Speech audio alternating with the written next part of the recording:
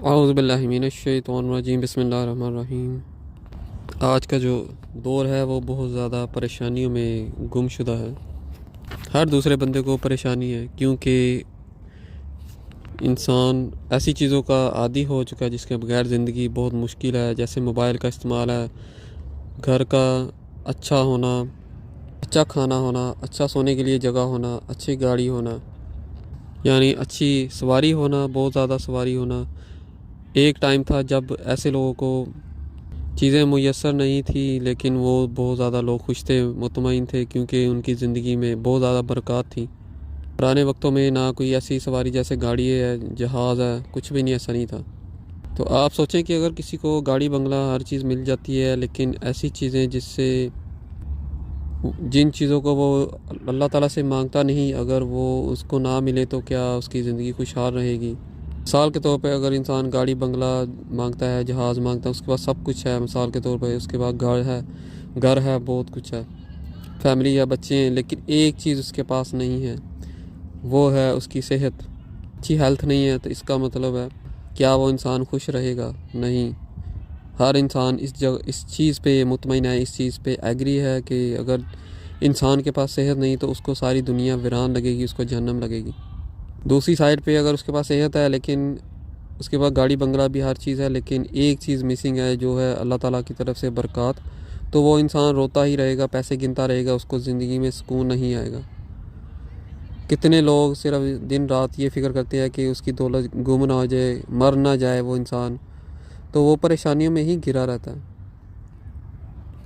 ہم لوگوں کو یہ سوچنا چاہیے کہ اللہ تعالیٰ جو بھی انسان کو دیتا ہے اس پہ اگر ہم صرف شکر ادا کریں اللہ تعالیٰ کا، اور صرف مانگتے رہیں، جو کچھ ہے اس پہ شکر کریں، اگر جو کچھ نہیں ہے اللہ تعالیٰ سے اس کو دعا کریں، اور لیکن سب سے اعلیٰ جو چیز ہے وہ اپنا ایمان اور صحت مانگنی چاہیے۔ کسی کے آگے انسان ہاتھ نہ پھیلائے، یہ مانگنا چاہیے، اور برکات مانگنی چاہیے، اور جنت میں اعلیٰ جگہ جو صالحین کی اللہ تعالیٰ فرماتا ہے وہ مانگنی چاہیے۔ لیکن ساری دنیا میں جو بھی مصیبتیں پریشانیاں ہیں، ان کا ایک سب سے جو بڑا ایک علاج ہے،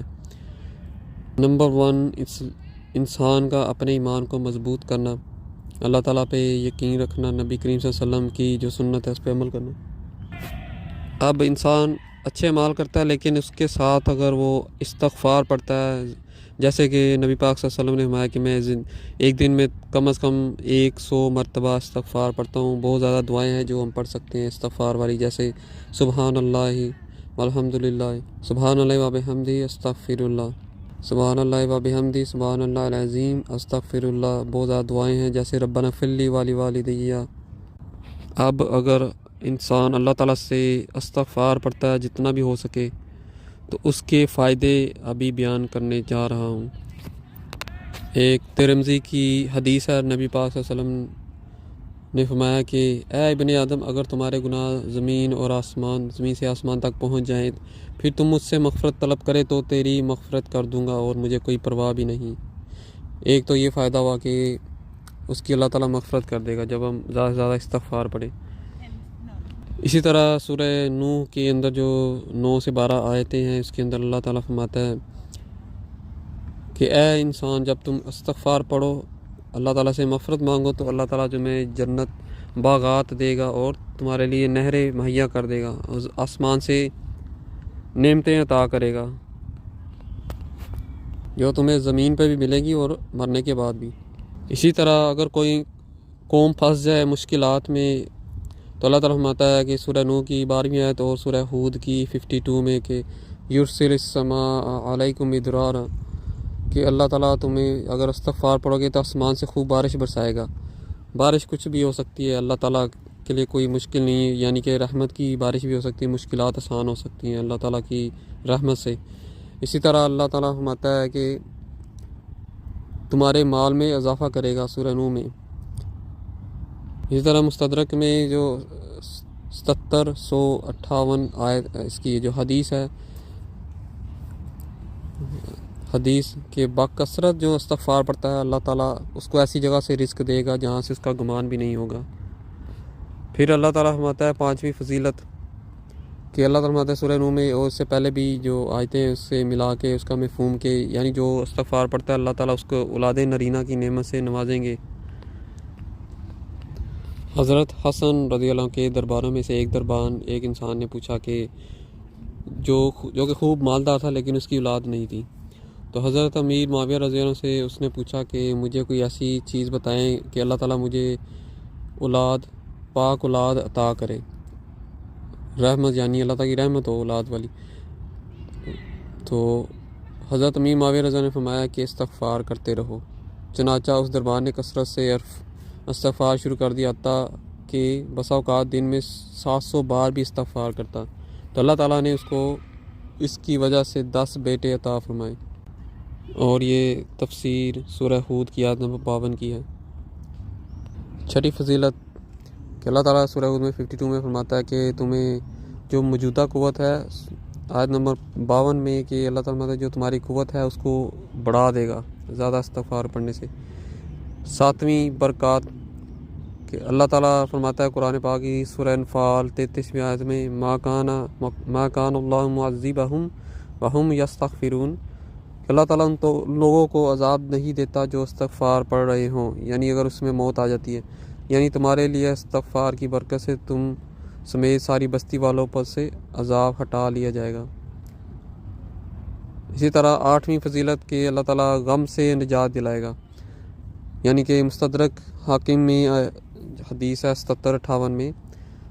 کہ جو شخص کثرت سے استغفار پڑھتا رہے گا اللہ تعالیٰ اس کو ہر غم سے نجات عطا کرے گا۔ 9ویں فضیلت ہے کہ مستدرک الحاکم میں وہی کنٹینیو حدیث ہے 1758 میں